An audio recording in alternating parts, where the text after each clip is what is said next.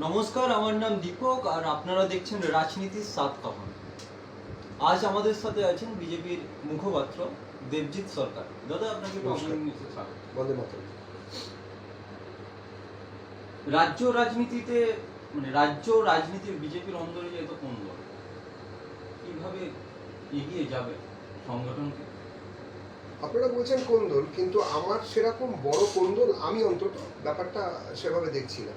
তার কারণ দেখুন, আপনি আমাদের দুটো এই যে প্রার্থী তালিকা সামনে, কোন্দল তো রাস্তায় নেমে আসে, তো দুটো প্রার্থী তালিকা আমাদের বেরোয়নি, একটা প্রার্থী তালিকাই বেরিয়েছিল।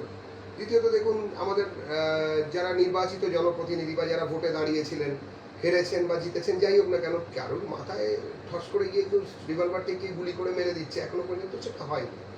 আপনারা এটাও দেখাতে পারবেন না কোথাও যে একেবারে এক ব্যক্তি এক পদ নিয়ে টুইট চলছে, চতুর্দিকে প্রচণ্ড লেখালেখি চলছে, এরকম হয়নি। একটা সর্বভারতীয় রাজনৈতিক দল যার কিনা কিউমুলেটিভ লিডারশিপ, একজন সিঙ্গেল লিডারশিপ যার নয়, যেখানে মাল্টিপল লিডারশিপ নিয়ে যারা কাজ করেন, সেখানকার লোকেদের মধ্যে মতান্তর থাকবে, এটাই স্বাভাবিক আছে, এটাই গণতন্ত্রের আভ্যন্তরীণ গণতন্ত্র। যদি কোনো রাজনৈতিক দলের থাকে তাহলে সেক্ষেত্রে সেটা দরকার হয়, কিন্তু একনায়কতন্ত্রওয়ালা রাজনৈতিক দলে, হ্যাঁ, পিসি ভাইপোর যদি প্রাইভেট লিমিটেড কোম্পানি হয়, কাকা ভাইপোর প্রাইভেট লিমিটেড কোম্পানি, ঠাকুমার মতন নাক আছে কি নেই সেরকম নাতনির প্রাইভেট লিমিটেড কোম্পানি, তো সেই সব কোম্পানিতে তো কথা বলাই যাবে না, যা বলবে তাই হবে, এটাই তো স্বাভাবিক, এটাই তো স্বাস্থ্যের লক্ষণ। মতান্তর থাকবে কিন্তু মনান্তর নেই, আমাদের পার্টিতে মনান্তর। কিন্তু আমরা দেখেছি তো গুপ্তভাবে বিজেপির অন্দরের যারা বিক্ষুব্ধ নেতা, তারা তো গুপ্তভাবে বৈঠক করছে, মিটিং করছে, তারপরে একদিন জয়েনও করলো যে তৃণমূল কংগ্রেসে। দেখুন, যদি গুপ্ত মিটিংই হতো, যেমন সাবমেরিনের কি বলে যেন, দেশি সাবমেরিনের যে ছক নকশা সেটা পাচার করছে অন্য জায়গায়, ওটা গুপ্ত মিটিং, তাহলে গুপ্ত মিটিং যদি হতো তাহলে আপনারা দেখতে পেতেন না। তার মানে গুপ্ত গোপনীয়তাটা সেরকম ছিল না। কারা কার সঙ্গে, দুজন মানুষ, আজকে ধরুন আমি আপনার সঙ্গে বসে কথা বলছি, আমি আপনার সঙ্গে তো একটা ঘরে বসেই কথা বলছি, আমরা তো আর ঘরের মাঠে বসে কথা বলছি না। কিন্তু সেই ক্ষেত্রে যদি কেউ বলে যে তাহলে আপনার সঙ্গে আমি গুপ্ত মিটিং করলাম, তাহলে সেটা দাঁড়ায় না। মানুষ কারোর সঙ্গে কথা বলবেন কি বলবেন না, কার সঙ্গে কতটা কথা বলবেন, কতটা কাকে স্পেস দেবেন, এটা ব্যক্তি স্বাধীনতা, এবং আমরা ব্যক্তি স্বাধীনতায় বিশ্বাস করি। এবং দুর্ভাগ্যবশত তারপরে কেউ যদি অন্য দলে জয়েন করেন, সেটা তার বিষয়। আমরা তো কারোকে কোনো দলে জয়েন করা থেকে আটকাতে পারি না। এটা তো একটা ফ্যাসিবাদী দল নয় যে তুমি আমার দলে এসেছো, এটা ওয়ান ওয়ে ট্রাফিক, তুমি যেতে পারবে না। হৃদয়ের পরিবর্তন হয়েছে হয়তো, বা তার হয়তো স্বার্থের কোনো পরিবর্তন হয়েছেন, তারা গেছেন, যাবেন। আজকে বিজেপি করছেন, করার অভিজ্ঞতা নিয়ে ওখানে গেছেন, ওখানে তারা নতুন কিছু করতে চাইছেন। কিন্তু আমার কথা হচ্ছে, যারা কিনা প্রথম একাদশের কথা বলেছিল, ওদিকে যে খুব সুখকর কোনো অভিজ্ঞতা আছে তা নেই। আর আরেকটা কথা কি জানেন তো, যারা ভারতীয় জনতা পার্টির যারা নীতি আদর্শ বিচারধারায় যারা বিশ্বাসী শুধু নয়, যারা ত্যাগ তিতিক্ষা বলিদানের যে একটা দলকে এস্টাবলিশ করতে, একটা বিচারধারাকে এস্টাবলিশ করতে গেলে কতগুলো সিঁড়ি ভেঙে উঠতে হয়, প্যারাসুটে করে ড্রপ করা যায় না, বা লিফটে করে উপরে ওঠা যায় না। সেটা কি বলুন তো, নিরন্তর সংঘর্ষ, নীতি আদর্শ বলিদানের যে সিঁড়িগুলো আছে সেগুলোতে থেকে থেকে থেকে থেকে থেকে উঠতে হয়। সব দলেরই তাই নিয়ম, এরম নেই যে বিজেপির জন্য আলাদা কোনো রাজকীয় পদ্ধতি আছে, সব রাস্তাই একই রকম, অঙ্ক শেখার পদ্ধতি একই। তো সেই ক্ষেত্রে কিছু লোক থাকেন যারা কিনা কর্মচারী মনোবৃত্তির লোক থাকেন, কর্মী নয়। কর্মী আর কর্মচারীর মধ্যে ফারাক আছে। পার্টির কর্মী হচ্ছেন তার একদম, তিনি স্বার্থহীন কি স্বার্থপর তার থেকেও বড় কথা, তিনি থাকবেন হচ্ছে তার কোনো ওপরে নির্দেশ বিরোধিতা তার থাকবে না, এবং তিনি পাঁচিলের ওপরে দাঁড়িয়ে থাকবেন না। তিনি হারলেও ওই পার্টিতে থাকবেন, পার্টি হেরে গেলে, পার্টি জিতলেও ওই পার্টিতেই থাকবেন। তিনি সাধারণ, আমাকে এখানে কথা কম বলতে দেওয়া হয়েছে বলে আমি অন্য পার্টিতে জয়েন করলাম, সেটা হতে পারে না। বাড়ির যিনি মালিক, বা ধরুন একটা যদি একটা কারখানা মনে করেন, তাহলে কারখানার যিনি মালিক, তিনি তো আর যাই হোক তার বিক্রি কম হচ্ছে বা বেশি হচ্ছে বলে তো আর কারখানা পরিবর্তন করতে পারেন না। কর্মচারীরা পরিবর্তন করতে পারেন, কোথাও ভালো পেলে সেখানে তো যাবেনি। এটাই তো কর্মচারী আর কর্মীর মধ্যে ফারাক। মানুষ পরিবর্তনের আশায় বিজেপিকে ভোটদান করেছিল, এবং সেখান থেকে ৭৭ জন এমএলএ আপনাদের দলে নির্বাচিত হয়েছে। সেক্ষেত্রে তার ইলেকশন রেজাল্টের পর দেখা যাচ্ছে আপনাদের কয়েকজন এমএলএ তৃণমূল কংগ্রেসে জয়েন করেছে। এক্ষেত্রে মানুষ পরবর্তীকালে মানুষ কেন ভোট দেবে আপনাদের? না। কারণ তাদের মনে তো একটা আশা থাকবে, এদিকে আবার ভোট দেবো, ওরা তো সেই আলটিমেট তৃণমূল কংগ্রেসেই জয়েন করবে। প্রশ্নটা এখানে অনেকেই এরকম ভাবেই করছেন, কিন্তু দুর্ভাগ্যজনক বিষয় যারা তৃণমূলে জয়েন করেছেন বলে অফিসিয়ালি দাবি করছেন, তৃণমূল কংগ্রেস পার্টি তাদেরকে বলতে পারছে না সরকারিভাবে তারা অফিসিয়ালি জয়েন করেছেন। আপনি জানেন মুকুল রায়ের ঘটনা, আমি আর বেশি বাড়িয়ে বলছি না, দর্শকরাও জানেন যে মুকুল রায় বা যারা সো কল্ড আমাদের থেকে বেরিয়ে গেছেন যারা জয়েন, এবারে আমি ওই তাত্ত্বিক কচকচির মধ্যে আসতে চাই না, হ্যাঁ ওনারা গেছেন কি জাননি, কিন্তু মানুষ তো ভারতীয় জনতা পার্টির বিচারধারাকে ভোট দিয়েছিল, ব্যক্তিকে তো ভোট দেয়নি। কালকে আমাকে যদি কেউ ভোট দেন তাহলে আমার সম্বন্ধে কি ভেবে লোকে ভোট দিয়েছেন? যারা আমাকে ভোট দিয়েছেন জাঙ্গিপাড়ায়, তারা ভেবেছেন যে মোদিজির যে কাজকর্ম আছে, ভারতীয় জনতা পার্টির যে তোষণহীন এবং দুর্নীতিমুক্ত যে সমাজ গঠনের যে স্বপ্ন আছে, যে চিন্তাধারা আছে, তার সঙ্গে এই লোকটা খাপ খায়। মনে হচ্ছে এই লোকটাকে ভোট দিলে অন্তত 100 দিনের কাজে নিয়ে যে দুর্নীতি সেটা বন্ধ করবে, ট্রেপল নিয়ে আমফানের ট্রেপল নিয়ে দুর্নীতি যেটা সেটা বন্ধ হবে, যে বিনা পয়সার বাড়ি যেটা সত্যি সত্যি যারা বিলো দ্য পভার্টি লাইনে থাকেন, যাদের যেটা পাওয়া উচিত তারা সত্যি সত্যি পাবেন, যাদের দোতলা বাড়ি আছে তার বাড়ি 100 দিনের মানে বিনা পয়সার বাড়ি নিয়ে 3 তলা, সেই টাকায় 3 তলা হয়ে যাবে না, ঠিকাদার রাজ কমবে, এই জন্যই তো এইগুলো ভেবেই তো ভোট দিয়েছিলেন। সেক্ষেত্রে বিচারধারাকে ওনারা ভোট দিয়েছিলেন, ব্যক্তি দেবজিৎকে দেননি। সুতরাং কালকে যদি আমি এই ভোটগুলো নিয়ে অন্য কোনো পার্টিতে জয়েন করি, তাতে কিন্তু এটা প্রমাণিত হয় না যে ওই লোকগুলোর বিশ্বাসটা বিজেপি থেকে উঠে গেছে। হ্যাঁ একথা ঠিক, বিজেপি যাকে বিশ্বাস করে, যাকে নিজের রিপ্রেজেন্টেটিভ ভেবে মানুষের সামনে এনেছিল, সেই লোকটা বিজেপির সঙ্গে বিট্রে করবে, কিন্তু এটা প্রমাণিত হলো না। মানুষ ধরুন আজকে আমরা আরো 10 জন মিলে আমি আপনাকে বললাম যে এই টাকাটা প্রত্যেকে আমরা 100 টাকা করে দিয়েছি, দিয়ে আপনার সার্টেন ব্যাংকে আপনাকে জমা করতে বললাম, আপনি সেই টাকা নিয়ে আপনি সেই ব্যাংকে না দিয়ে আপনার পছন্দের কোনো ব্যাংকে দিলেন, বিশ্বাসঘাতকতা কে করলেন? বিশ্বাসঘাতকতা আপনি ব্যক্তিগতভাবে আমাদের সঙ্গে করলেন। আমরা যে ব্যাংকের প্রতি বিশ্বাস রেখেছিলাম সেই ব্যাংকে আপনি টাকাটা জমা দিলেন, আপনি অন্য ব্যাংকে দিলেন, যেটা যে ব্যাংক আপনাকে সুবিধা দিচ্ছে। ঠিক সেরকম মানুষ বিজেপিকে ভোট দিয়েছিল, পদ্ম ফুলে ভোট দিয়েছিল। আপনি বা যিনি আর কি এই দলত্যাগ করলেন বা এইখানে জিতে গিয়ে দলত্যাগ করলেন, তিনি বিশ্বাসঘাতকতা করলেন শুধুমাত্র বিজেপি পার্টির সঙ্গে নয়, ওই মানুষগুলোর সঙ্গে। হিম্মত থাকলে আরেকবার পদত্যাগ করে জিতে আসুন না, অসুবিধার কি আছে? এখন তো মাটি মানুষের সরকার, আরেকবার যদি জিতে চলে আসুন, অসুবিধা নেই, দোকানে তো কচকচি করতে হয় না, কে কোন দলের এসব ভাবার কি আছে?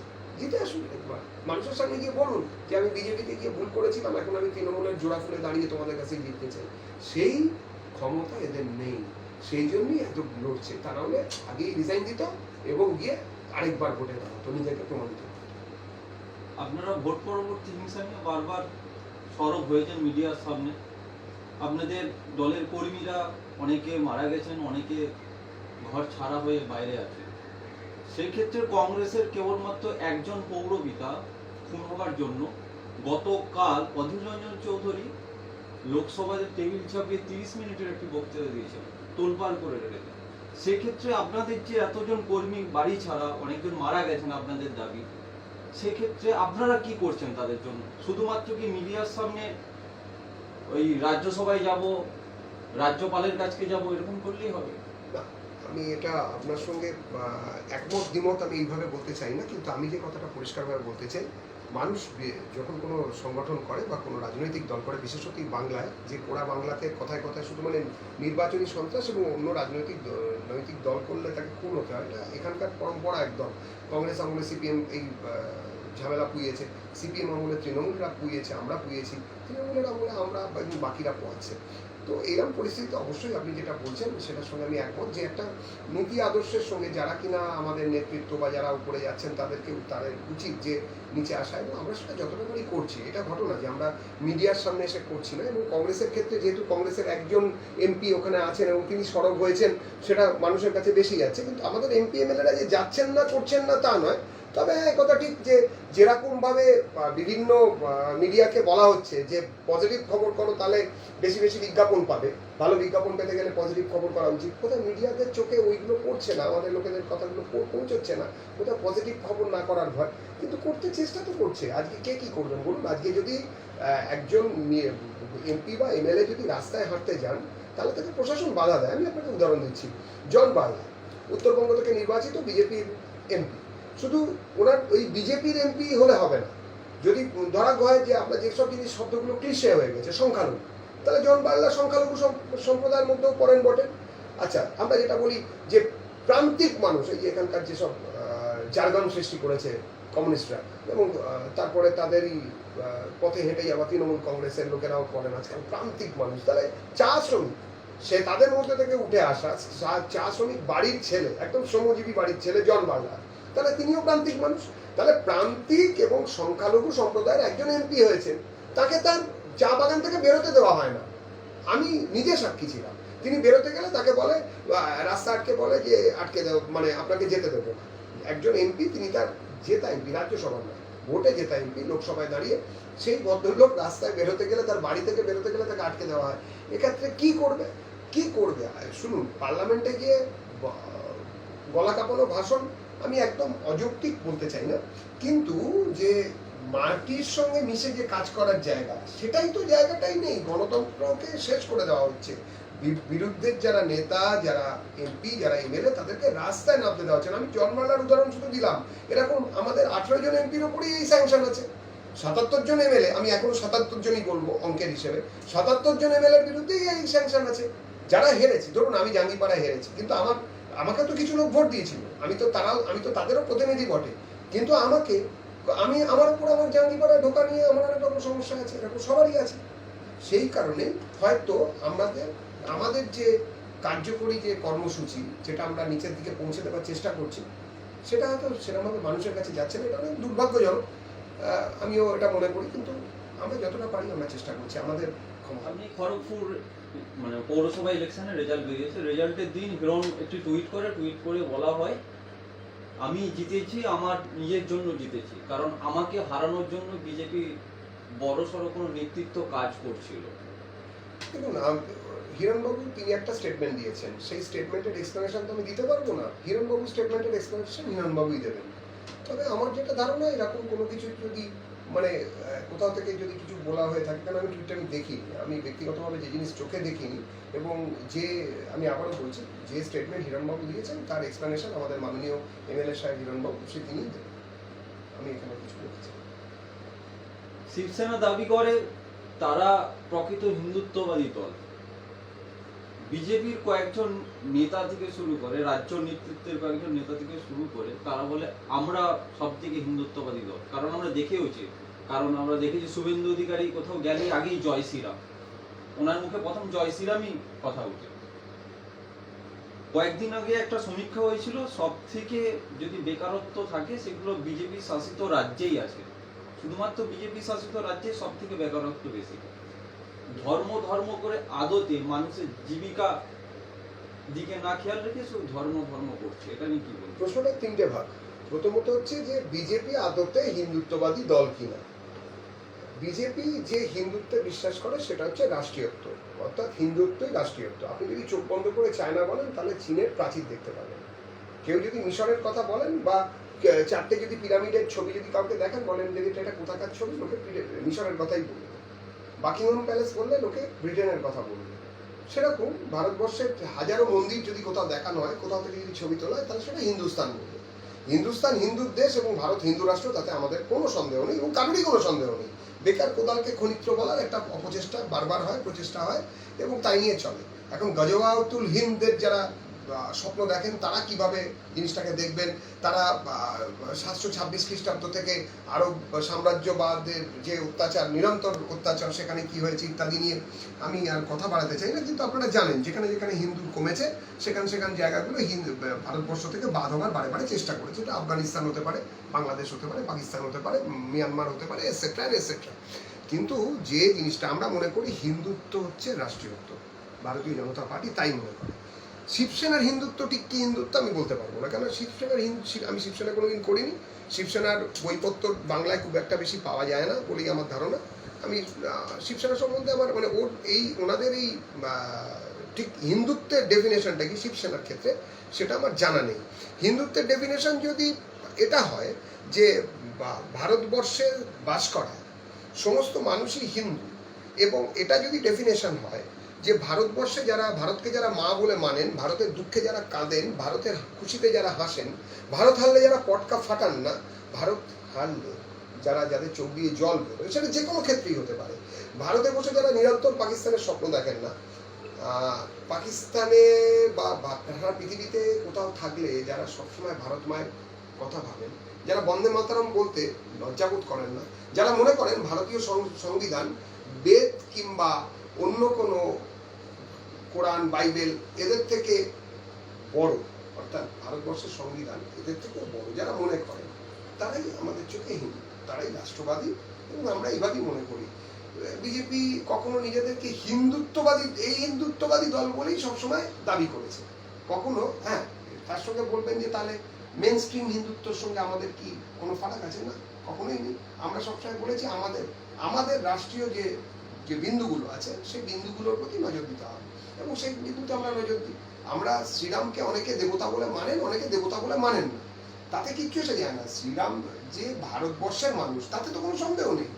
আপনি স্ট্যালিনের নামে রাস্তা করতে পারেন, লেনিনের নামে রাস্তা বানাতে পারেন, আপনি পাড়া বানাতে পারেন, আপনি আরো 5টা জিনিসের জন্য বলতে পারেন, আর তার সঙ্গে আপনি এটাও বলবেন যে শ্রীরাম বহিরাগত। মানে এমন ভাবসাব যেন মনে হচ্ছে যীশু খ্রিস্ট পার্কস্ট্রিটে জন্মেছিলেন, আর হযরত মোহাম্মদ নবীজি খিদিরপুরে জন্মেছিলেন, আর একমাত্র শ্রীরামচন্দ্র এই ভারতবর্ষের বাইরে জন্মেছিলেন, এরকম মনে হয় আমাদের। এমন এমন লোকেরা সব বলেন যেন মনে হয় যেন লেনিন হচ্ছে আমার পাশের বাড়ির ছেলে, স্টালিন হচ্ছে তার পাশের বাড়িটাতে থাকতেন, মাও সেতুং মানে এই আমার মাসতুতো ভাইয়ের পিসতুতো বোনের খুশশ্বশুরের নাচ জামাই। কিন্তু আসলে তো মানে এই গুলোনোর ব্যাপারটা আমরা রাখতে চাই না। আমাদের কথা হচ্ছে দেশের কুকুর পুঁজি, বিদেশের ঠাকুর ফেলি।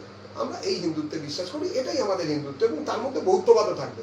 আপনি মনে করুন না যদি কাঠ দিয়ে শুধুমাত্র চেয়ার তৈরি হবে, টেবিল তৈরি করলেই কাঠ যে ছুতোর তার ঠ্যাং ভাঙবে, এটাই তো কমিউনালিজম, এটাই তো কমিউনালিজম। আমরা এই কমিউনালিজমের বিরোধী।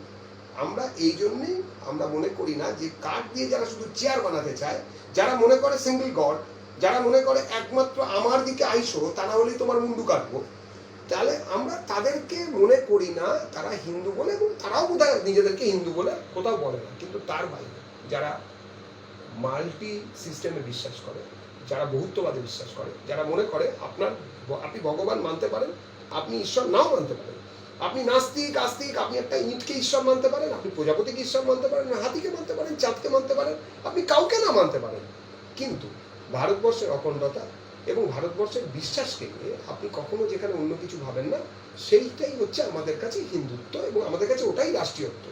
আমরা এটাতেই বিশ্বাস করি। এবারে হচ্ছে শিবসেনার কি আছে সেটা শিবসেনা ভালো বলবেন, ওটা ওনারাই। আপনাকে একটু ইন্টারাপ্ট করছি। সঞ্জয় রাউত একবার বলেছিলেন বিজেপি যে হিন্দুত্ব কলেজে পড়েছে সেই কলেজের আমি প্রফেসর। দেখুন, উনি নিজেকে self claim professor Sanjay Raut বলেছেন, এবং তিনি কি ভাবে বলতে চেয়েছেন আমি সেটা জানি না। তবে এই কথা ঠিক, আমরা মনে করি বালাসাহেব দেওরসজি তিনি যখন রাম মন্দির আন্দোলন হয়েছিল এবং বাবরি যে স্ট্রাকচার, বাবরি ধাঁচা, বাবর যেটা মন্দির ভেঙে তৈরি করেছিলেন, বাবর ঠিক না, তার যে সেনাপতি মীর বাঁকি, সেই স্ট্রাকচার যেদিন হিন্দুরা, ভারতবর্ষের মানুষ আমার হিন্দু কোট আনকোট, ওই হিন্দু যারা ভারতের রাষ্ট্রীয়তায় বিশ্বাস করেন, তার জন্য তিনি কোন পদ্ধতিতে, তিনি উপাসনা পদ্ধতিতে তিনি যাই হন না কেন, তিনি হিন্দু, সেইটাতে যারা বিশ্বাস করেন তারা যখন সেটাকে ভেঙে দিলেন, সেটাকে দুমড়ে দিলেন, সেই সময় তিনি বুক চিতিয়ে বলেছিলেন শিবসেনার প্রধান যে ভাই আমি এটা করেছি, পেশ করেছি, আমি করেছি, বা তিনি সেইখানে গর্ব করে করেছিলেন। আমি এই রাষ্ট্রের যে চিহ্ন, রাষ্ট্র চিহ্নর পুনরুত্থান, তার জন্য যে শিবসেনা তখন তৎকালীন সুপ্রিমো বালাসাহেব দেওরসের যে বক্তব্য, আমি তাকে সমর্থন করি, এবং আমি এখনও তাকে সমর্থন করি এবং প্রণাম জানাই। কিন্তু তারপরে যদি মনে হয় যে সেই সময় যারা রাষ্ট্রবিরোধী কাজ করেছিলেন, যারা এখনো পর্যন্ত মনে করেন যে রাশিয়ায় বৃষ্টি পড়লে এখানে ছাতা বার করা উচিত, যাদের এখনো মনে হয় যে ঠাকুমার মতন নাক থাকলেই রাজ্য শাসন দেশ শাসন করার অধিকার এসে যায়, যারা এখনো মনে করেন একটা নির্দিষ্ট পরিবারের সোফা সেটের অধিকার আছে, তার সেই দলের অন্যান্য কেউ ভালো লোক থাকলেও তাকে চেপে দিয়ে সেই সোফা সেটের প্রধান হওয়ার জন্য, আমি তাদের ব্যাপারে তারা বলবেন। কিন্তু তাদের বিরোধিতা করি না শিবসেনা। আজকে যদি সেই শিবসেনা বালা সাহেবের দেহ রাখার পরে সেই শিবসেনা যদি অন্য শিবসেনায় পরিণত হয়, তাহলে নামটা থাকে বটে, কিন্তু সঞ্জয় রাউত কি বুক ঠুকে বলতে পারবেন যে তিনি কি বলতে চাইছিলেন বা কি চেয়েছেন? সুতরাং এই হিন্দুত্ব সঙ্গে আমরা ঠিক জানি না এটা একটা কি ধরনের হিন্দুত্ব। আমি শুধু এটুকুই বলতে চাই এরপরে ফর টেক্সট আমরা বলেছি যে যে মানবিন্দুগুলো আমাদের রাষ্ট্রীয় মানবিন্দু, যে মানবিন্দু নিয়ে বহু মিথ্যে কথা বলা হয়েছে, আপনারা জানেন যে দেখুন প্যালেস্টাইনে কেউ মারা গেলে, আমাদের এখানে গাজা স্ট্রিপে কেউ মারা গেলে মৃত্যু সবসময়, কিন্তু প্যালেস্টাইনে কেউ মারা গেলে এখানে বড় বড় মিছিল হতো, এই পার্ক স্ট্রিট এলাকাতে, এই আলিমুদ্দিন এলাকাতে বাঙালিতে হাঁটতো, ভারতীয়রা বহু জায়গায় হাঁটতো, কিন্তু এখনো দু একটা চেষ্টা ওনারা করেন। কিন্তু কথা হচ্ছে যে পাশেতে প্রত্যেকদিন বনগা, বসিরহাট, অন্য অন্য বর্ডার থেকে হাজার হাজার হিন্দু পালিয়ে আসতো শুধুমাত্র পারসিকিউশনের ভয়, ধর্মীয় চাপে। একজনও তো কোনোদিন মিটিং করেননি, 1 ইঞ্চির কোনো মিছিল দেখেছেন না। তাহলে why you people are so selectively secular? আপনারা সেকুলার ঠিক আছে, যখন বুক চিতিয়ে বলছেন তাহলে প্যালেস্টাইনের জন্য কাঁদছেন, মানবিক হচ্ছেন, খুব ভালো কথা, তাহলে এই হিন্দুগুলোর জন্য কেন হন না? এই হিন্দুগুলোর জন্য হলে কি আপনাদের কোনো কিছু কম হয়ে যায়? অথচ আপনারা সেই বাড়িরই লোকজন, যত বামপন্থী আছেন বা এখন যারা কংগ্রেড হয়েছেন, কংগ্রেসের কং আর কমরেডের রেড মিলে, তাদের কাছে বিনীত এবং বিনম্র প্রশ্ন। দেখুন, আমি ন্যাশনাল পার্সপেক্টিভে কথা বলতে চাই না, শিবসেনা একটি প্রান্তিক দল, অবশ্যই প্রান্তিক দল, একটি মহারাষ্ট্রের নতুন জায়গা আছে, কলকাতায় তাদের শাখা সংগঠন ইত্যাদি আছে, পশ্চিমবঙ্গে এগুলো আমরা দেখেছি, কিন্তু সেরকমভাবে কোনো প্রভাবী জায়গায় আমি তাদেরকে এখনো পর্যন্ত পাইনি। কিন্তু যারা কিনা প্রভাবী জায়গায় ছিলেন, ভাই 34 বছর ধরে শাসন করেছেন, যারা 70 বছর ধরে দেশ শাসন করেছেন, যাদের লিগেসি নিয়ে এখনো পর্যন্ত ওই তৃণমূল কংগ্রেস মানে সাবটাইটেল নিয়ে যারা এখনো পর্যন্ত ব্যবসা চালাচ্ছেন রাজনীতির এখানে, আমার তাদের কাছে বিনীত প্রশ্ন যে ওয়াই নট ইউ পিপল, আপনারা কেন আমাদের নিয়ে একটু কথা বলেন না? আজকে কাশ্মীর ফাইল বেরিয়েছে, তাতে কাশ্মীরি পণ্ডিতদের নিয়ে, কাশ্মীরি হিন্দুদের নিয়ে অনেক দুঃখ চলছে চতুর্দিকে, আমিও ফিলিং, কিন্তু আমিও তো, আমার পরিবারও তো উদ্বাস্তু পরিবার থেকে এসেছে। কেন আমাদের উদ্বাস্তু হতে হয়েছিল? কেন? আমার বাবা বা আমার ঠাকুরদা যে ওপার থেকে চলে এসেছিলেন, তারা কি এখানে একটা সিন্ডিকেটের ব্যবসা করবেন বলে এসেছিলেন? তারা কি একটা মদের দোকানের লাইসেন্স ফরিদপুরে বা ঢাকাতে পেতেন না বলে এখানে পালিয়ে আসতে হয়েছিল? চট্টগ্রাম থেকে যারা পালিয়ে এসেছিলেন, তারা কি এই জন্য পালিয়ে এসেছিলেন যেখানে একটু ফ্রিতে কলোনিতে জমি পাবেন বলে? রাজশাহী, কুমিল্লা থেকে যারা পালিয়ে এসেছিল, তারা কি পাবনা, খুলনা যারা পালিয়ে এসেছিল, আসছে এখনো, তারা এই জন্য এসেছিল? আপনারা কোন হিন্দুত্বের কথা বলেন, কোন জাতীয়তাবাদের কথা বলেন, কোন ধর্ম নিরপেক্ষতাবাদের কথা বলেন? কোন ধর্ম নিরপেক্ষ? এই নিরপেক্ষ কোথায়? আমি তো শুধু নিরপেক্ষ দেখি। শুনতে খারাপ লাগবে, এটাই তো সত্যি। এখন তো রাজনীতি এমন হয়ে গেছে, শেষ করে নি, এমন তো হয়ে গেছে রাজনীতি যেন মনে হয়, আমার এখন মনে হয় যেন যে একজনই রিজওয়ানুর খুন হয়েছিলেন পুলিশের চক্রান্তে, এবং তারপরে বহুদিন কোনো কিছুই হয়নি। বহুদিন পরে একটা খুন হলো আনিস খান। আমি আনিস খানের মৃত্যু নিয়ে আমি কোনো কটাক্ষ করতে চাই না, কিন্তু এই যে এক পেশে হই হই করে নেমে পড়া, কেউ এই আনিসের জায়গায় যদি অমানিস হতো তাহলে কি করতেন এনারা? কিছুই করতেন না। তার মানে শুধুমাত্র টুপির ব্যবসা চালিয়েছেন, একটা নির্দিষ্ট কমিউনিটিকে শুধু ভোট ব্যাংক বানানোর চেষ্টা করছেন, তাদের উন্নয়ন কিছু হয়নি অন্যদিকে। এটাকে আপনারা কি খারাপ কিছু বলবেন? আমরা তো মনে করি হিন্দুস্তান মে রহনে ওয়ালে, হিন্দুস্তানের দুঃখ এবং কষ্ট পাওয়া সবাই হিন্দু, এর মধ্যে অন্যায় কি আছে? হিন্দু যদি আপনি ব্রিটেনে যান, বা ব্রিটেনের একটা মানুষকে যদি ডাকেন, কি বলবেন? ব্রিটিশ। জাপানের মানুষকে কি বলবেন? জাপানি। অবভিয়াসলি বলবেন। তার মধ্যে তো খুঁজবেন না জাপানি মুসলিম, না জাপানি হিন্দু, না জাপানি বৌদ্ধ। আপনি যদি চীনে যান, কি দেখবেন? চাইনিজ। আপনি যদি বাংলাদেশে যান, বাংলাদেশি। পাকিস্তানে গেলে পাকিস্তানি। হিন্দুস্তানকে কি বলবেন? হিন্দুই তো বলবেন। হিন্দু। আপনি আবার কায়দা করে বলতেন হিন্দুস্তানি। হিন্দুস্তানি, তার মানে তো হিন্দু। আপনার কি আনিস খানের মৃত্যুতে শোকাহত না, বা কোথাও কি? না, আনিস খানের মৃত্যুতে শোকাহত কি শোকাহত নেই, তার থেকে একটা বিষয়, আনিস খান এই রাজ্যের একজন নাগরিক, এই দেশেরও বটে। তার যে টুইটার হ্যান্ডেল, তার যে সোশ্যাল মিডিয়া, যে ফেসবুক, সেগুলো আমি দেখেছি, তার লেখাপত্র দেখে মনে হয়েছে যে অল্প বয়সী ছেলে, তার মাথায় ভারত বিদ্বেষ এবং অন্যান্য খুব সুন্দরভাবে সুপরিকল্পিতভাবে কিছু গডফাদার সেটাকে এন্ট্রি দিয়েছে, এবং সেটা বিচারই করেছে। কিন্তু বহুবার সে ভারত বিরোধী কথা বলেছে, কাশ্মীর ভারতের অঙ্গরাজ্য থাকবে কি থাকবে না তাই নিয়ে অনভিপ্রেত মন্তব্য করেছে, এবং বাক স্বাধীনতার সুবিধে আমাদের ভারতবর্ষে যেগুলো আছে সেগুলো সে নিয়েছে। কিন্তু কথা হচ্ছে যে তার যাই করুক না কেন, একজন মানুষকে সে কেন মারা গেল, যদি সত্যি পুলিশ গিয়ে থাকে, সত্যি পুলিশের অত্যাচারে তিনি যদি মরেন, তাহলে সেটা চিন্তার ব্যাপার। যদি মিথ্যে পুলিশের অত্যাচারে মরেন তাহলে চিন্তার ব্যাপার। কিন্তু এই জিনিসটাকে ধামাচাপা দেওয়ার যে অপচেষ্টা আমরা দেখছি, সেটা আমাদের মনে হচ্ছে যে এটাও একটা গণতন্ত্র হত্যাই হচ্ছে বটে। সুখী দুঃখী আমাদের সবাই, আমি আনিস খান মরলেও যে দুঃখ পাই, আমি অনিরুদ্র মরলেও সেই দুঃখই পাবো। আপনি কেন মনে করছেন যে আনিস খান মারা গেলে আমি একটু বেশি দুঃখ বা কম দুঃখ পাবো? মায়ের কোল খালি হয়েছে ভাই। কিন্তু অবশ্যই দেশবিরোধী শক্তির সঙ্গে কোনোভাবে ছেলেটি মিশে যাচ্ছে না, এটাই দুর্ভাগ্যজনক। এরকম অনেক ছেলে মিশে যাচ্ছে, আমাদের নজর রাখতে হবে। রাষ্ট্রযন্ত্রের উচিত, প্রশাসনের উচিত এর উপরে বেশি নজর রাখা, যাতে কিনা দেশবিরোধী শক্তি এইরকম আনিসদের মস্তিষ্ক প্রক্ষালন করে, মানে ব্রেন ওয়াশ করে, যাতে বেশি এখানে ঘাঁটি না রাখতে পারে। আপনারা যে বিজেপি করে, আমাদের ভারতবর্ষে যতগুলো রাজ্যে বিজেপি শাসন করছে, সেই সব রাজ্যেই কিন্তু দেখে দেখে বেকার যুবক যুবতীর সংখ্যা বেশি, জীবিকার। আমি I beg differ to you. আপনি দেখেন গুজরাটে বেকার যুবক যুবতীর সংখ্যা বেশি, আপনি দেখেন একটু।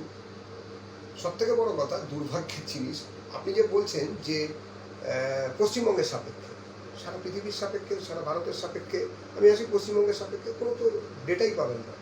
পশ্চিমবঙ্গ তো কোনো ডেটাই দেয় না। গত 5.5 বছরের কোনো ডেটা, ক্রাইম ডেটা বা ডেটা কোনো কিছুই নেই। আজকেই আপনি বলছেন যে বেকার যুবক যুবতীর সংখ্যা আমাদের এখানে সব থেকে কম। কেন কম জানেন?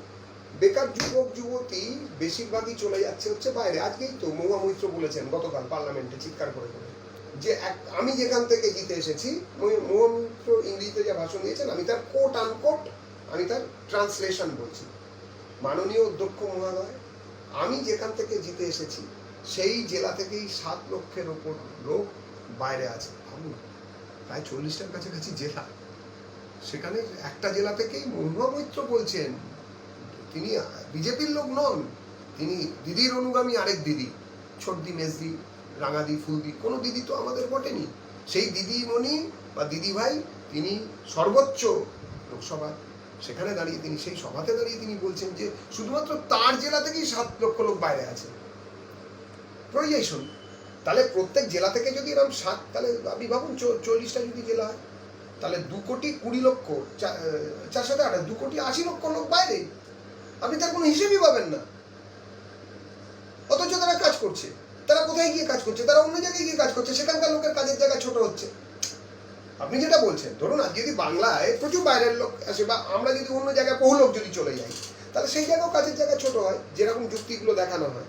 তাহলে সেই হিসেবটা ডেটাটা কোথায় আছে? আজকে মহুয়া মৈত্র দিলেন বলে আমরা জানতে পারলাম। মমতা ব্যানার্জি তো কোনোদিন জানাতেই চাননি। তবে জানি না এটা সেম সাইড হয়েছে কিনা, কিংবা ওই ভুল করে চলে যাওয়া মিসাইলের মতন হয়েছে কিনা পাকিস্তানে মহুয়া মৈত্রর কথা, সেটা ওনাদের দলই বলতে পারবে। কিন্তু আমিও আপনাকে একটা কাউন্টার স্ট্যাটিস্টিক্স দিলাম।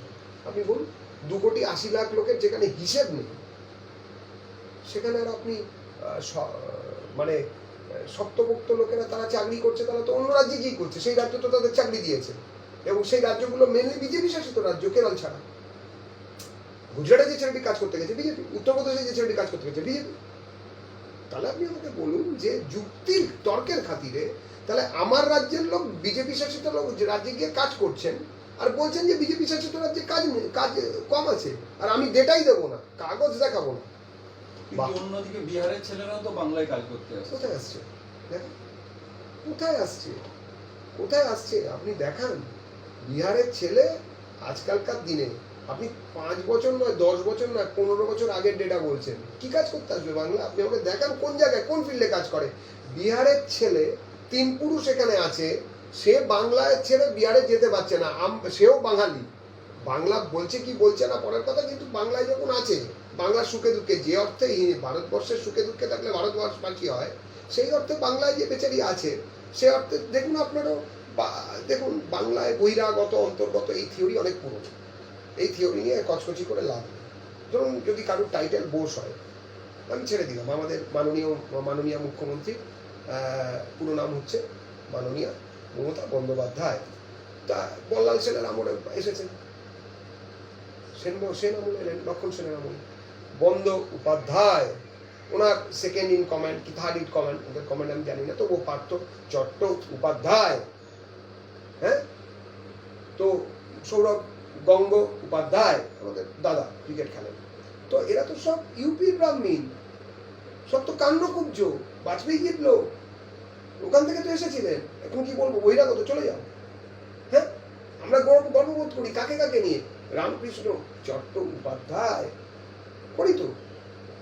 তাহলে কি শুধু বারেন্দ্র শ্রেণীর ব্রাহ্মণ ছাড়া আমরা অন্য কোনো ব্রাহ্মণ, সব ব্রাহ্মণকে বহিরাগত বলবো? মানে 300 বছর, মানে আপনারা তাহলে একটা কাটমার্ক ঠিক করে দিন। যারা এই বহিরাগত অন্তর্গতর কথা বলেন তারা একটা কাটমার্ক ঠিক করে দিন। তবে তৃণমূল বা সিপিএম এর একটা কাটমার্ক আছে। তৃণমূলের কাটমার্কটা হচ্ছে মজার কাটমার্ক। আপনি যদি তৃণমূল করেন আপনি অন্তর্গত, আপনি যদি তৃণমূল না করেন আপনি বহিরাগত। দীনেশ ত্রিবেদী যতদিন তৃণমূল করবেন দীনেশ ত্রিবেদী অন্তর্গত, ওনার মতন লোক হয় না। দীনেশ ত্রিবেদী যেই বিজেপিতে জয়েন করবেন দীনেশ ত্রিবেদী বহিরাগত। আপনি যখন শত্রুঘ্ন সিনহা যখন বিজেপিতে, শত্রুঘ্ন সিনহা তখন বহিরাগত। আজকে শত্রুঘ্ন সিনহা তৃণমূলে, আজকে উনি অন্তর্গত। আসানসোলে আর একজনও বাঙালি ছিল না যার কিনা 3 পুরুষ বা 2 পুরুষ আসানসোলে ছিল। একমাত্র পেয়েছে তৃণমূল কংগ্রেস খুঁজে খুঁজে, সাগর ছাঁচা মানি শত্রুঘ্ন সিনহাকে নিয়ে আসতে হয়েছে। ভাই আর কেউ তো দাঁড়ালে জিততোই না, শত্রুঘ্ন সিনহাই জিতবে। তাহলে আপনারা বলেন কেন যে এরকম অবস্থা? হ্যাঁ, এবারে আমার মনে হচ্ছে বটে যে সত্যি বিহার থেকে, আপনি ঠিকই বলেছেন, বিহার থেকেও লোকজন বাংলায় কাজ করতে আসছে, শত্রুঘ্ন সিনহা আসছে। উত্তরবঙ্গকে বিজেপির গড় বলা হয়, সেখানেই তো পৌরসভা ইলেকশনে একের পর এক। দেখুন, বিজেপির গড়, সিপিএম এর গড়, তৃণমূলের গড়, এগুলো সব গড়বড় কথাবার্তা আমার মতে। গড় হয় মানুষের মাথা, ঠিক আছে? যা তৃণমূল করবে অন্যায়, তার উল্টো দিকে যে কোনো দল সেখানে থাকবে, তাকে মানুষ ভোট দেবে এবং সেই দলেরও কিছু পজিটিভ দিক থাকতে হবে। এবারে যেখানে কিনা কেন্দ্রীয় বাহিনী এবং কেন্দ্রীয় নির্বাচন কমিশনের সূত্র ধরে নির্বাচন হয়েছে, সেখানে আমরা জিতেছি। যেখানে দিল্লির পুলিশ এবং এই মানে দাস সুলভ সৌরভ যেখান থেকে খুব বেরিয়ে আসে, মানে গন্ধ, অন্য কিছু ভাববেন না। হ্যাঁ, ও ওনার নাম তো সৌরভ দাস বটে। তো সেই সৌরভ দাস যে মতন লোকজন যেখানে থাকবেন, তো দেখুন ছাদে সুইমিং পুল করে সুইমিং কাটা যায়, কিন্তু নির্বাচন কমিশন জিনিসটা একটু অন্যরকম, বুঝলেন তো? ওটা সামলানো একটু মুশকিল আছে। ওখানে করতে গেলে নিরপেক্ষ হতে হয়। দেখুন, সবাই যখন আইএস আইপিএস হন তখন তো 2-3টে পাস দেন, আমার আপনার মতন ঘরের ছেলেরাই হন। লোকরা তো আর ইউক্রেন থেকে আসে না বা বাইডেনের ঘর থেকেও আসে না, আপনারা আমার বাড়ি থেকেই যায়। এখন কার শিখ দ্বারা কতটা কোলাপসেবল ইন ক্যারেক্টার, সেটার জন্য তো মিটার নেই না, এটাই মুশকিল। সেই জন্য উনি থাকলে আমরা হারি, আর বাইরের অচেনা লোকেরা এলে আমরা জিতি। বা অচেনা লোকেরা যদি নির্বাচনের দায়িত্ব নেন, মানে আমি কেন্দ্রীয় বাহিনীর কথা বলছি, তাহলে লুঙ্গির নিচ থেকে ওয়ান শটার বেরিয়ে এলো, মাসিমা ভোট দিতে হওয়ার দরকার নেই, তোমার ভোট তো হয়ে গেছে, এইসব বলা বলিটা একটু কম হয়। আর নইলে তো আর ভোট কি, আর ভোট টোট করেই বা কেন আমি বুঝি না, না করলেই তো পারে। নির্বাচন কমিশন তো রাজ্য নির্বাচন দপ্তর, হ্যাঁ, আর রাজ্য বা পুলিশ তো হচ্ছে তৃণমূলের ফ্রন্টলাইন অর্গানাইজেশন। যেরকম আমাদের ফ্রন্টলাইন আছে না, যুব মোর্চা, মহিলা মোর্চা, কিষাণ মোর্চা, এরকম সব আছে, তো সেরকম ওদের ওরকম একটা মোর্চা, তো ওটা খারাপ কি আছে? এখন যদি এইগুলো নিয়ে যদি নির্বাচন কমিশন কথা যদি বলে ফেলেন, ধরুন সৌরভবাবু ঘোষণা করলেন যে প্রচন্ড ইয়ে হয়েছে, সন্ত্রাস হয়েছে, রিগিং হয়েছে, তাহলে তো দল বিরোধী কাজ হয়ে যাবে। মানে দল বিরোধী কাজ করতে চেয়েছেন, ওনাদের জিজ্ঞেস করতে। অধীর রঞ্জন চৌধুরীর দাবি, বিজেপি আর তৃণমূল কংগ্রেস মিলে কংগ্রেসকে ভাঙার খেলায় মেতেছে। হ্যাঁ, এটা উনি একটা ভেবেচিন্তে একটা ঠিক কথা বলেছেন বটে, একদম ঠিক কথা বলেছেন। কংগ্রেস একদম শক্ত হয়ে দাঁড়িয়েছিল, জানেন, যখন সাঁই বাড়িতে যখন হত্যাকাণ্ড হয়েছিল না, যারা করেছিল, খোকন ওরফে নিরুপম, এখন আমি নেই বটে, তার বিরুদ্ধে তো যারা করেছিল রক্তমাখা ভাত খাইয়েছিল, আমরা তো শিউরে উঠেছি, এখনো সেই সব গল্প করি। 34 বছর ধরে 72 শুনেছি, আর তার কাউন্টারে 34 বছর শুনেছি।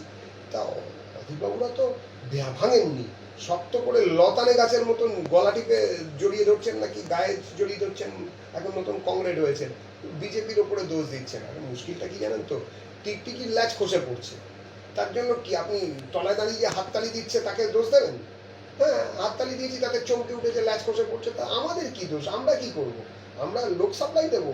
কংগ্রেস করবে বলে কি করবো বলুন? লোক সাপ্লাই দিলেও তো সেই লোক টিকবে না, কেননা যে যদি কোনো সুস্থ লোক কংগ্রেস করতে যায়, তাহলে সে গিয়ে দেখবে যে তার কোনো গুরুত্ব নেই, ঠাকুমার মতন নাক কিংবা বাবার মতন চোখ, অমুকের মতন মুখ, ঠাকুরদার মতন দোষ এইসব যাদের আছে তাদেরকেই নিয়ে চলতে হবে। আপনার ব্যক্তিগত ইয়ের কিছু নেই। দেখুন, আমি ওইসব পার্টি করিনি, ওইসব পার্টির সিস্টেম আমি জানি না। না তো আমি বাপদাদাদের পার্টি করেছি, না পিসি ভাইপোর পার্টি করেছি। আমার ইয়েতে আমি মানে কো-স্যাঙ্গুইন, অর্থাৎ রক্তের সম্পর্কে কেউ নেই এরকম লোকজনের সঙ্গে বসে পার্টি করেছি। তো আমার ওইসব অভিজ্ঞতা নেই। অধীরবাবু এইসব বলছেন, অধীরবাবু পুরনো বামপন্থী লোকজন এবং ওনার একটা মোহগ্রস্ততাও আছে বোধহয় বামপন্থীদের প্রতি। তারপরে বামপন্থী পিটিয়েছেন নাকি শুনেছি, তারপরে জামা খুলে আমাকে মারো বলেছেন। উনি এরকম হঠাৎ বিপ্লবী এবং উনি সত্যি, আমি ওনাকে কোনো ক্রিটিসাইজ করে ছোট করতে চাই না, উনি নেতা হিসেবে যথেষ্টই একজন মানে মার্কাটারি ব্যাপার। তবে মুশকিল হচ্ছে যে ওনার সর্বভারতীয় দল যেটাতে উনি আছেন সেখানে আস্তে আস্তে ক্ষয়ে যাচ্ছে। আসলে বাজ পড়া বট গাছে না কেউ থাকতে পারে না। ও শতাব্দী প্রাচীন দল, কিন্তু বাজ পড়েছে, বুঝলেন? নেই। আগে ছিল হাজার হাজার কাঠবিড়ালিকে আশ্রয় দিত, বাঁদররা এসে থাকতো, ভালো লোক থাকতো, মন্দ লোক থাকতো, পিঁপড়েরা আশ্রয় পেত। এখন তো শুধু শকুনের বাসা আর চিলের বাসা, কে থাকবে বলে? আমার একবারে শেষ প্রশ্নে চলে যাব। রাজ্য যুব মোর্চার সভাপতি থেকে আজকে বিজেপির মুখপাত্র, কোথাও কি অভিমান বেঁধেছে? কিছু মনে হবে। আপনি কি সোয়ার্জেনেগারের ওই সিনেমাটা দেখেছেন, যেখানে কিনা সোয়ার্জেনেগার, ওটা ছিল টার্মিনেটর 2, টার্মিনেটর 2-তে সোয়ার্জেনেগার বলছেন I am a machine, I have no emotion. মানে মেশিন শব্দটা আমেরিকান অ্যাকসেন্টে উচ্চারণ করেছিল। আমরা যারা এখানে থাকি, যারা কর্মী, তারা এইভাবেই হয়। আমি যেদিন আমি তো রাজ্য বিজেপি বা বিজেপি, আজকে এই যে আপনি আমার ইন্টারভিউ নিচ্ছেন, আপনি কার ইন্টারভিউ নিচ্ছেন? দেবজিৎ সরকারের? আমার থেকেও ভালো বলতে পারে, ভালো লড়তে পারে, ভালো চেঁচাতে পারে, ভালো দেখতে, ভালো ভালো অন্য ক্ষেত্রে ভালো ভালো কাজ আছে, সে সিনেমা আর্টিস্ট হতে পারে বা ভালো গায়ক হতে পারে। তার কাছে না গিয়ে আমার কাছে আসছেন কেন? কারণ আমার এই পরিচিতিটা, রাজ্য বিজেপির মুখপাত্র, আমার এই পরিচিতিটা রাজ্য বিজেপির যুব মোর্চার প্রাক্তন সভাপতি, এই পরিচিতি আমার কে দিয়েছে? আমাকে আমার পার্টি দিয়েছে। তো ন্যাচারালি আমার সংগঠন আমাকে এই পরিচিতি দিয়েছে। আমি যখন সংগঠন করতে এসেছি, সংগঠনকে আমি কোনো কন্ট্রাক্ট লেটারে সই করিয়ে আসিনি যে দেখো বাবু বিজেপি করবো, আমাকে কিন্তু এই পোস্টটা দিতে হবে, আমাকে কিন্তু এই টিকিট দিতে হবে, আমাকে কিন্তু এটা করতে হবে। এইটাই হচ্ছে আনকন্ডিশনাল যে স্বীকার করা পার্টির ধারাকে। এটা যারা করেন, আমি একজন কর্মী মাত্র, আমাকে যেখানে খেলাবে পার্টি আমি সেখানেই খেলতে রাজি আছি। যদি মতান্তর হয় তাহলে অন্যরকম কিছু করবো, কিন্তু তা বলে ডিভিশন হতে পারবো না, লঙ্কার বাজার। আমাদের সাথে এতক্ষণ ছিলেন রাজ্য বিজেপির মুখপাত্র দেবজিৎ সরকার। দাদা, আপনাকে অনেক অনেক স্বাগত, আপনি টাইম দেওয়ার জন্য। আপনাদের অনেক ধন্যবাদ, ভালো থাকবেন, ধন্যবাদ।